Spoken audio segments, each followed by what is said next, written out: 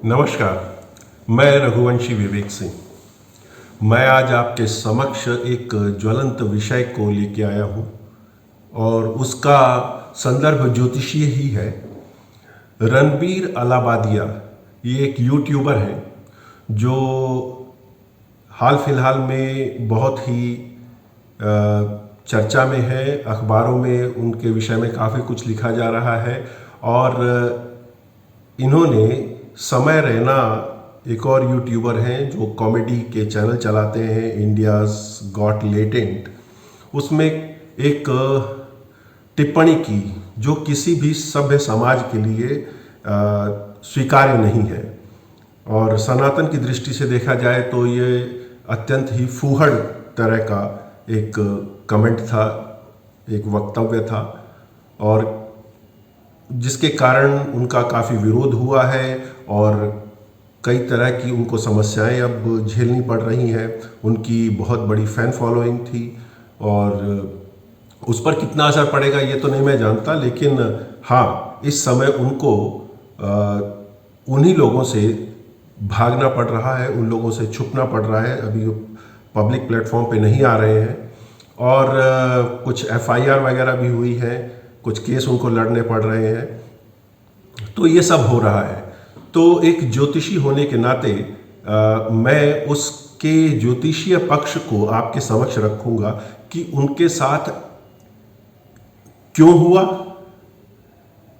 ऐसा कौन सा योग था जिसके कारण ऐसा उनको देखना पड़ रहा है। दूसरा कि जो तकनीक मैं आपके सामने रख रहा हूं उससे कितना सहज और सरल हो जाता है यह समझ पाना।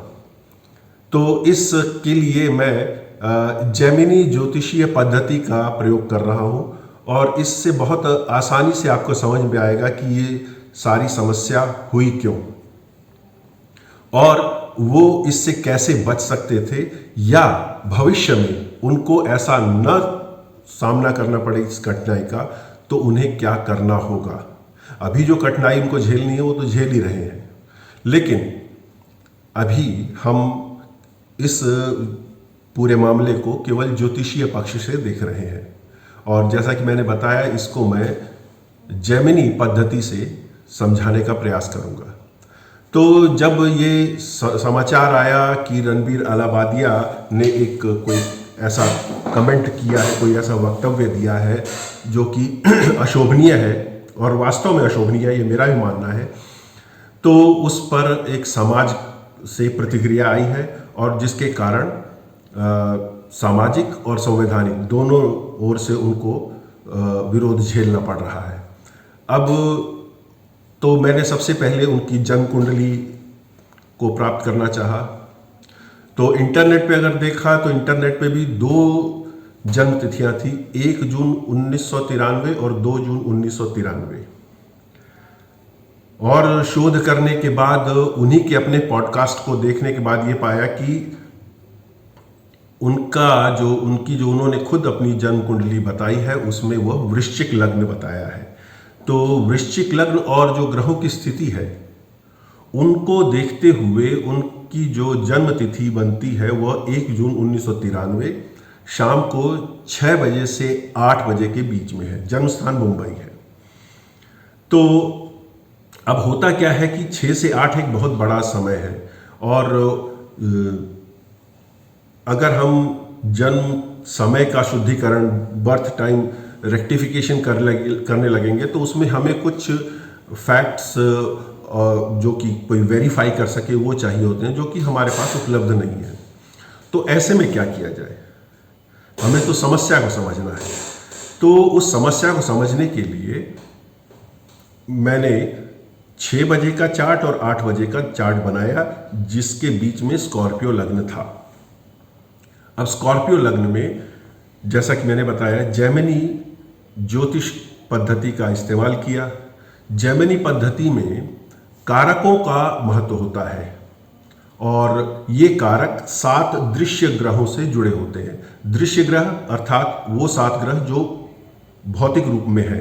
राहु केतु दृश्य ग्रह नहीं है, ये भाववाचक ग्रह हैं।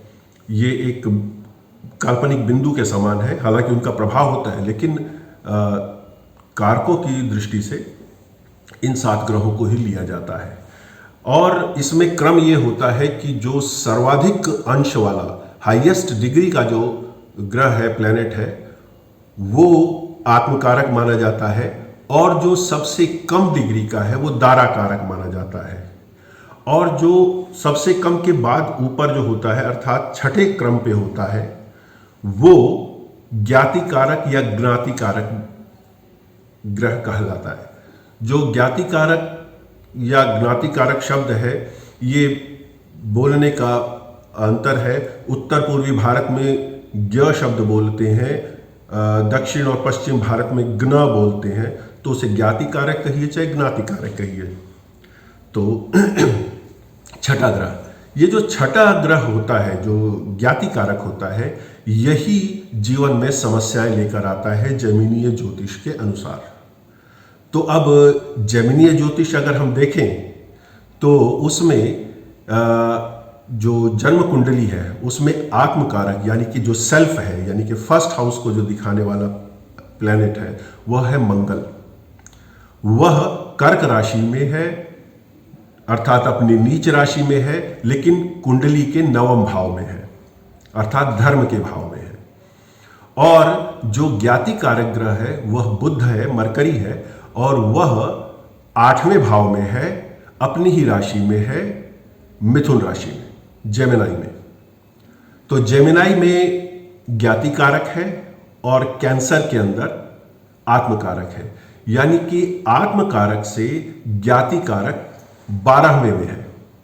अब हम आत्मकारक को मान लीजिए लग्न मान लेते हैं, अर्थात मंगल को लग्न बना लेते हैं। कर्क लग्न का बन गया मंगल, तो एक नीच का हो गया। दूसरे ये कि जो ज्ञातिकारक है वो 12वें में चला गया।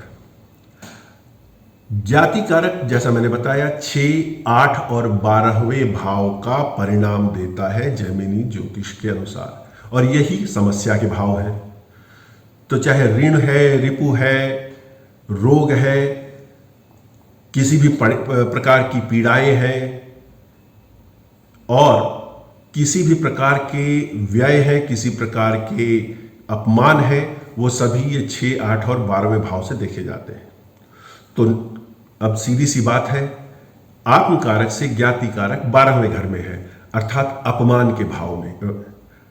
तो अब उनका क्या हुआ है, सम्मान का व्यय हो गया है, सम्मान नष्ट हो गया। 12वां भाव नष्ट होने का है, व्यय होने का है, तो उनके सम्मान का व्यय हुआ। क्यों? क्योंकि आत्मकारक से ज्ञातिकारक 12वें में है। इस सामान्य ज्योतिष का नियम है। अब उसी आत्मकारक को अगर हम लग्न बनाते हैं, मान लेते हैं, तो जो तीसरा भाव है वह कन्या राशि है, वह भी बुध की राशि है। तो इस नाते तीसरे का स्वामी भी 12वें में जाके बैठ गया, अर्थात जो कम्युनिकेशन है, जो वाणी है, जो बोलना है, उसका स्वामी 12वें में बैठा है। अर्थात जो व्यक्ति यह बोलेगा उसका सीधा सीधा 12वें भाव से संबंध होगा। तो अच्छा बोलेगा तो 12वें के अच्छे परिणाम, बुरा बोलेगा 12वें के बुरे परिणाम। सीधा सिंपल ज्योतिष। अब आगे देखिए, तीसरे भाव, ये मैं मंगल यानी कि आत्मकारक को लग्न बना के कह रहा हूं। तीसरे भाव में बृहस्पति बैठे हैं। बृहस्पति इस कुंडली में छठे भाव के भी स्वामी बन जाते हैं और 9वें भाव के भी स्वामी बन जाते हैं। इसमें थोड़ा सा पाराशरीय पक्ष समझ लीजिए, अर्थात वो धर्म के भी और रोग ऋण रिपु दोनों भावों के स्वामी हैं। जैसा आप उपयोग करेंगे वैसा परिणाम देंगे। अब हुआ क्या है कि छठे भाव का स्वामी होते हुए वो तीसरे भाव में बैठे हैं, यानी कि ऋण रोग रिपु तीसरे का स्वामी तीसरे में चला गया। और वो धर्म के स्वामी भी हैं, वो सामने 9वें से तीसरे में बैठ गए हैं। स्वामी उस भाव का यानी कन्या राशि का बुध है।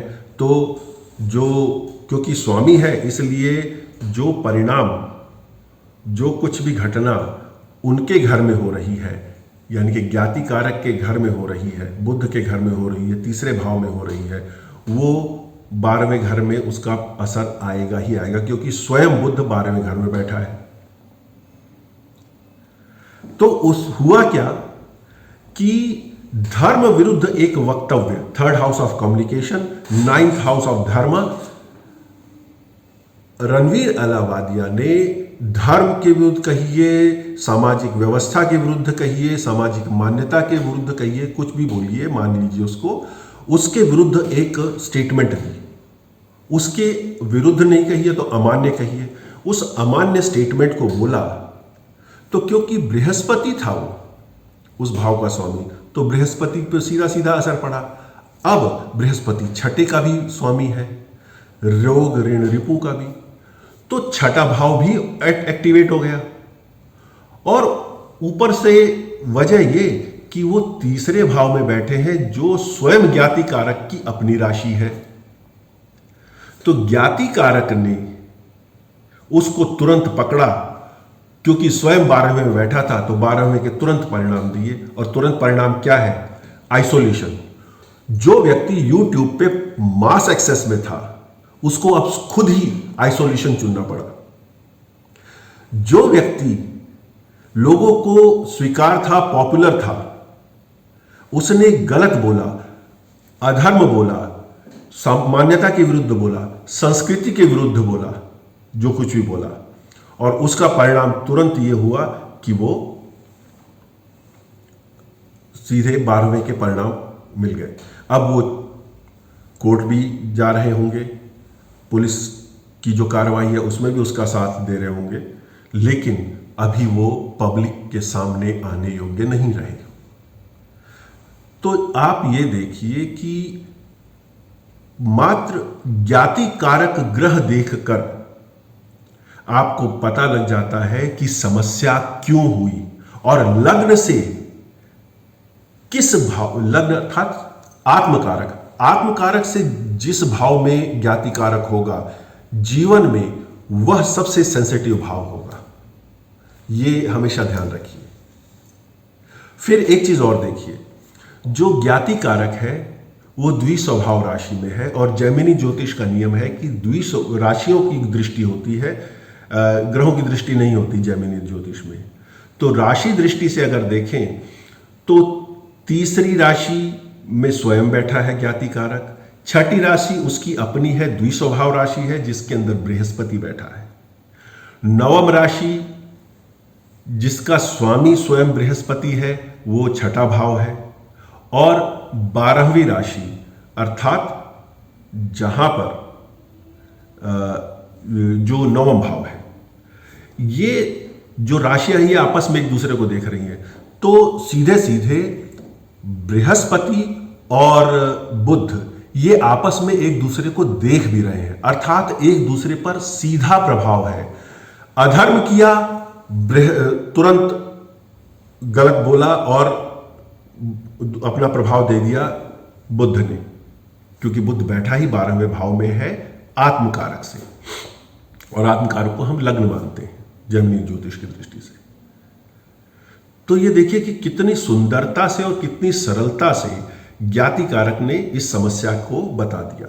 और उसका योग क्या था? जैसा मैंने बताया कि क्योंकि बृहस्पति छठे और 9वें भाग का स्वामी है, भाव का स्वामी है, छठा रोग ऋण रिपु का है, 9वां धर्म का है, धर्म पर राशि दृष्टि बुध की है, स्वयं बैठकर है, और वहां पे जैसे ही अधर्म की स्टेटमेंट हुई 12वां भाव एक्टिवेट हुआ और वो कार्य आरंभ हो गए।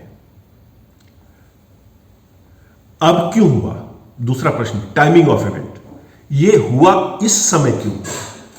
इस समय इसलिए हुआ क्योंकि मंगल आज के समय में जेमिनाई अर्थात मिथुन में ही गोचर कर रहा है।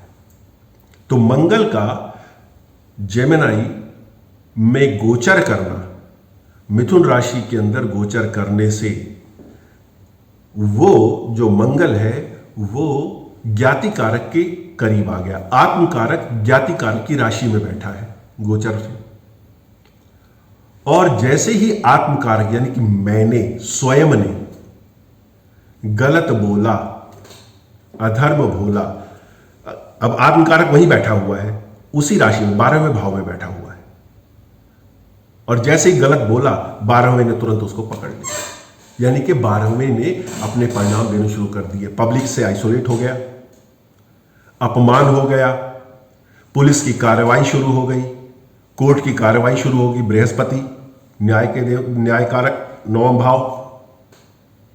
तो ये सब कितनी स्पष्टता से हम देख पाते हैं जेमिनी ज्योतिष के माध्यम से कि रणबीर अलाहाबादिया आज इस स्थिति में क्यों है। आशा है आपको ये वीडियो और ये जानकारी पसंद आई होगी। आप कृपया इस चैनल को लाइक कीजिए, सब्सक्राइब कीजिए और शेयर कीजिए। और यदि आपके भी कोई ज्योतिषीय प्रश्न हैं तो आप मुझे 9812593093 पर संपर्क कर सकते हैं और अपनी समस्या का समाधान पा सकते हैं। नमस्कार।